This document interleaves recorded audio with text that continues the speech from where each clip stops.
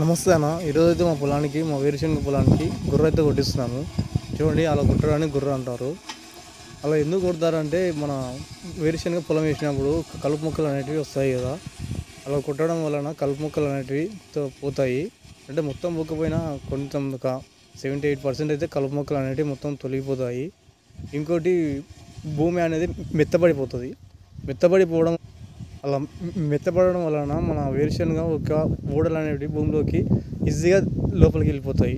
ఆ లోపలికి వెళ్ళిపోయి మాకు పొలం అనేది బుడ్డలు అనేది ఎక్కువ కాయడానికి అవకాశం ఉంటుంది. ఈ విధంగా కొట్టడం వలన పొలానికి ఏమన్నా డ్యామేజ్ అవుతుందని మీరు అనుకోవచ్చు, కానీ పొలానికి అయితే ఎటువంటి డ్యామేజ్ అయితే కాదు. ఇంకా ఇలా గొర్రు కొట్టడానికి ఒక ఎకరకు దానికి 1000 రూపాయల నుంచి 1500 మధ్యలో ఇస్తాము, ఒక ఎకరా గొర్రు కొట్టడానికి. సో ఇలాంటి మరిన్ని విషయాలు తెలుసుకోవడానికి మన ఛానల్ సబ్స్క్రైబ్ చేసుకోండి.